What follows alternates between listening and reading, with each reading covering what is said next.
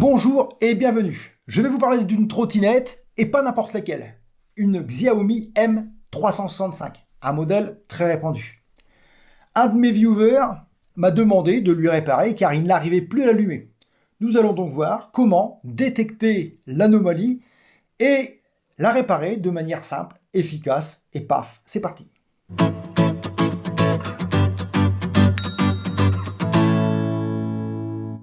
Alors, il peut y avoir plusieurs raisons pour qu'une trottinette ne s'allume plus. C'est ce que nous allons tenter de détecter dans cette vidéo et faire les travaux nécessaires pour que la machine refonctionne. Alors, la première chose à faire, c'est de tester le chargeur. S'il ne s'allume pas, la batterie ne se charge pas, ça ne fonctionnera pas. La deuxième raison, c'est peut-être un problème au niveau du contrôleur, même si c'est une cause assez rare, ça peut arriver.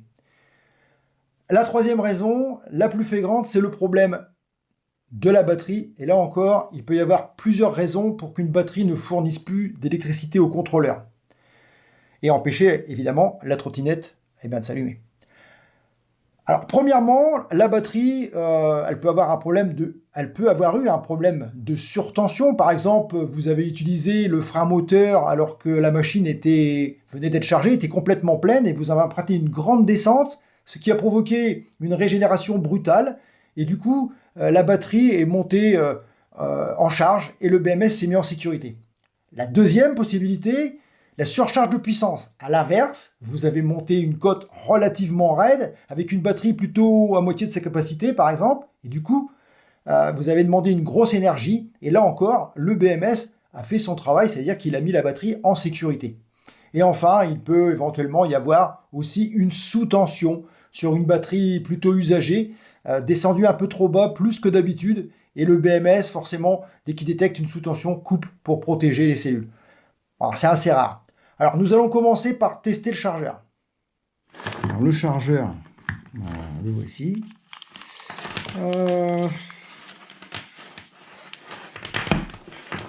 On va le brancher. Ah bah voilà, il y a un voyant, il s'allume, donc déjà c'est bon signe, ça veut dire que visiblement il fonctionne. On va tester ici pour voir si on a une tension.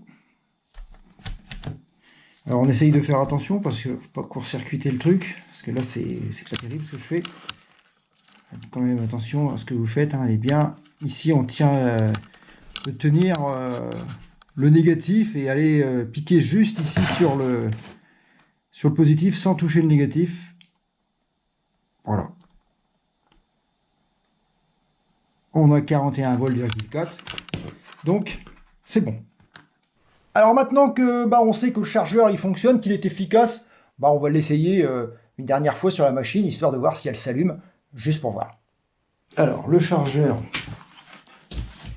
est connecté et alimenté. On va le brancher sur la machine. Voilà, on va regarder si le voyant reste vert. Alors ça c'est bizarre. On va donc essayer de la mettre en route maintenant. Voir si ça démarre, c'est possible. Mais oui. Ah bah non. Et non, ça démarre pas. Il y a un problème, on va être obligé d'ouvrir pour regarder un peu ce qui se passe. Bon, donc l'opération c'est de l'ouvrir parce que ça ne démarre pas. Donc même en mettant le chargeur, ça ne veut pas démarrer. Donc on va ouvrir et puis on verra en fonction de ça qu'est-ce qu'on peut faire.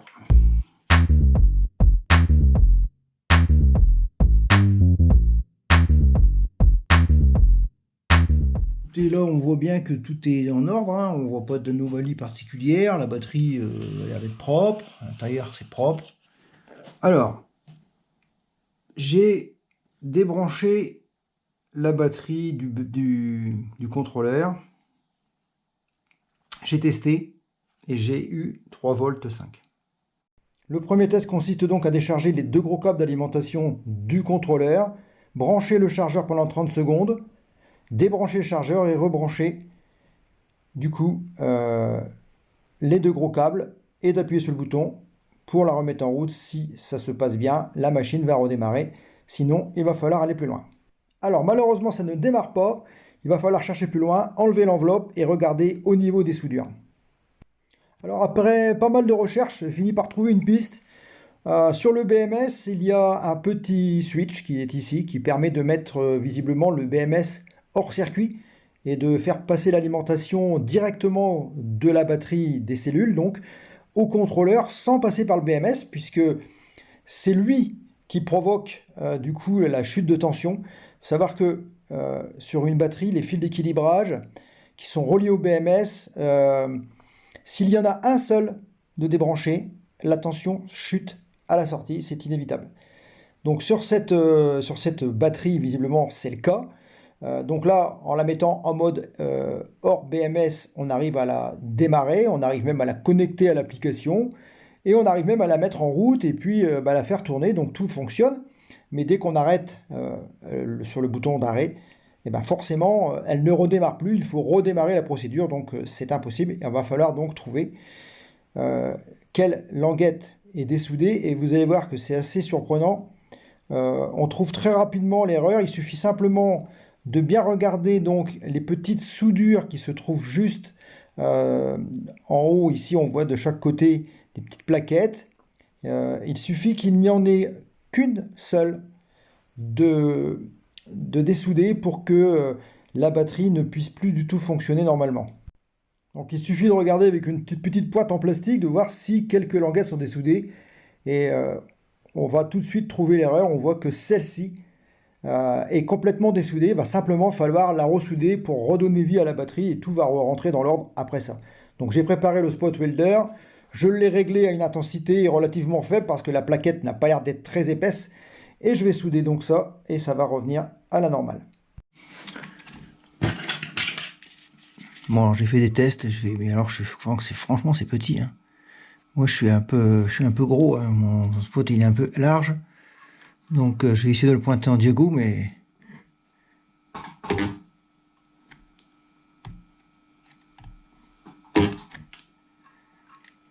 ouais, ça a l'air de marcher.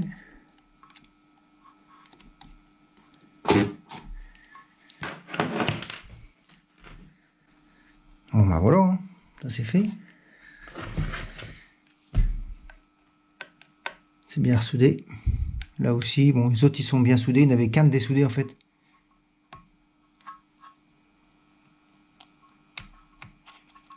Bon, maintenant je vais faire la procédure de réinitialisation.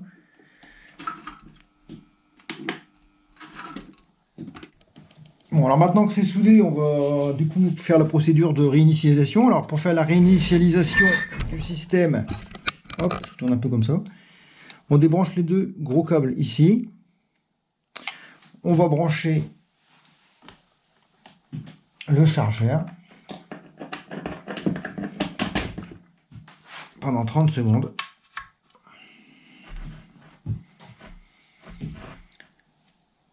On va laisser agir le temps que ça se fasse, les 30 secondes environ. Hop. Voilà. Je pense que ça va être bon.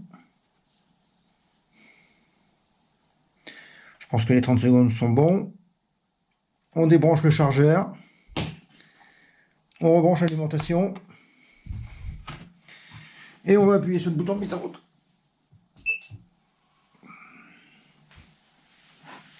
Et c'est parti.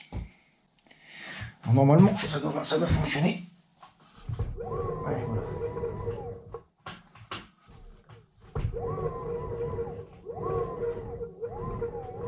Voilà, elle est réparée.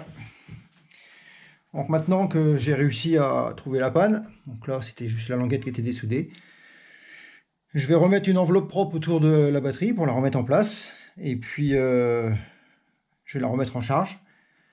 Et puis voilà, donc là je vais l'éteindre, je vais redémarrer, et je vais remettre le chargeur. Voilà, donc là je l'éteins, et cette fois-ci le chargeur passe au rouge, cela veut dire que ça fonctionne. Voilà, donc là ça y est, elle est réparée. Maintenant je vais attendre les pièces qui sont commandées, parce que j'ai commandé un garde-boue qui était cassé, et le fil pour pouvoir réparer ça proprement. J'ai reçu donc le garde-boue, hein, le garde-boue arrière. Bon, J'aurais pu le faire à l'imprimante 3D, mais bon, vu le prix, 9,90 avec les vis, en tout j'en ai eu pour à peu près 25 €. J'ai racheté également donc le câble pour remplacer le câble qui est cassé en sortie de batterie. Et puis j'ai commandé également les vis pour refermer le dock, puisque les vis étaient un petit peu abîmées. Donc j'ai recommandé un jeu de vis, puisqu'à l'avant ici, les vis qui sont vraiment près de la roue avant touchent les bordures de trottoir et donc sont difficiles à retirer. Donc là, avec des neuves, on sera tranquille. Bon, je vais passer donc à l'emballage, je vais redémonter la batterie pour pouvoir l'isoler, pour pouvoir la refermer après. Alors évidemment, l'enveloppe d'origine, forcément, j'ai été obligé de la découper, hein, comme tout le monde, hein, donc forcément elle est abîmée. On pourra pas, ça sert à rien de la remettre puisqu'elle est découpée. Donc j'ai ici du thermo-rétractable, alors il est très grand, mais du coup j'ai fait un test, ça marche. Donc je vais mettre celui-ci. Alors cette étape est vraiment importante, hein. Je mets un petit peu d'adhésif thermique sur les bornes et j'enfile donc la gaine thermo-rétractable que je vais donc chauffer avec le petit souffleur à air chaud. Bon, je m'y suis pris en plusieurs fois parce que c'est vrai que ça se rétracte beaucoup sur des grandes longueurs comme ça, donc j'ai fait plusieurs morceaux. L'essentiel, c'est qu'elle soit bien enveloppée de manière à ce qu'il n'y ait pas de court-circuit ou d'humidité qui rentre à l'intérieur tout simplement. Donc voilà, ça fait le boulot, c'est parfait. Évidemment, avant de refermer le dock, je répare le fil qui va au feu rouge arrière puisqu'il était coupé, donc avec le câble neuf que j'ai racheté. Et puis comme ça, on va pouvoir refermer le dock proprement et avec toute la sécurité qui s'impose. Bien, le câble est réparé, la lumière de derrière s'allume, donc tout est bon. Je vais pouvoir maintenant refermer le dessous et puis remplacer les garde-boue ensuite.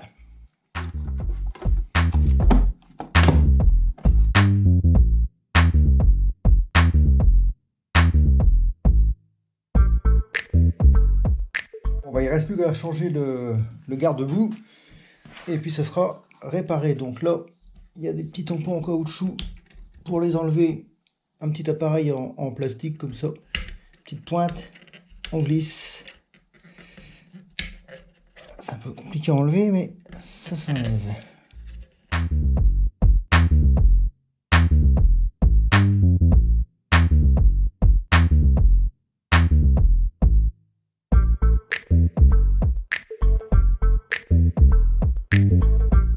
Bien, bon, j'ai fini par réussir à l'avoir.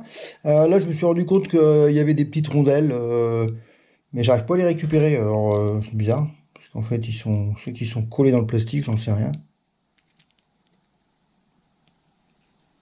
Non.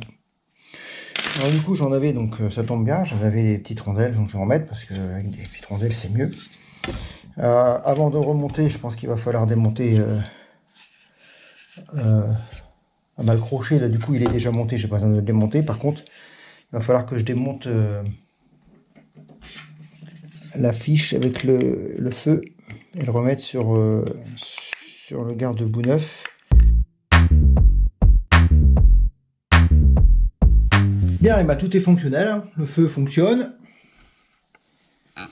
Et puis la phare avant, on a bien, elle est pleine, je l'ai chargée, elle est pleine. Donc on a bien ici le voyant vert pour le mode éco. Double clic, on revient en mode standard. Sur cette machine, il n'y a pas de mode rapide, on a juste la vitesse à 25 km/h. La lumière, c'est un coup pour éteindre, et puis l'allumage du frein stop clignotant. Lorsqu'on freine, donc là c'est bien réparé, voilà, tout est prêt. Je vais aller la tester et puis la rendre à son propriétaire. Voilà, je suis content de vous avoir présenté cette vidéo. Vous avez vu, la machine refonctionne. Je vais pouvoir donc la rendre à son propriétaire et j'en suis fier d'y avoir réussi à la réparer. C'est une anomalie qui est assez fréquente, on le voit souvent tourner sur les forums, ces petites plaquettes qui se dessoudent. C'est assez récurrent dans cette marque de machine. Alors si vous en avez une aussi, ne la jetez pas, hein. Faites comme ça, ouvrez. Vérifiez d'abord le test de contrôle pour remettre à niveau le circuit en faisant le débranchage des deux gros fils. On branche le charge de 30 secondes, on débranche, on rebranche. Si ça ne marche pas, bien là dans ce cas-là, on sait tout de suite que c'est la batterie. Un dernier conseil, de toute façon, sur ces batteries-là, il y a un petit voyant bleu qui clignote. Si le petit voyant bleu clignote, c'est que la batterie vit. Si le petit voyant bleu ne clignote pas, c'est que la batterie ne vit plus. Et donc là, il faut se poser la question de savoir qu'est-ce qui lui arrive. Et c'est là qu'on rentre dans les détails et qu'on ouvre et qu'on trouve et qu'on soude et que ça revient à la normale. Voilà, j'espère que cette vidéo vous sera utile. J'espère qu'elle vous aura été agréable et que vous serez nombreux à l'avoir appréciée. On va se retrouver comme d'habitude, très vite, pour des nouvelles vidéos sur la chaîne de Mac Aventure. Et je vous dis, comme d'habitude, Dopoba Chenya.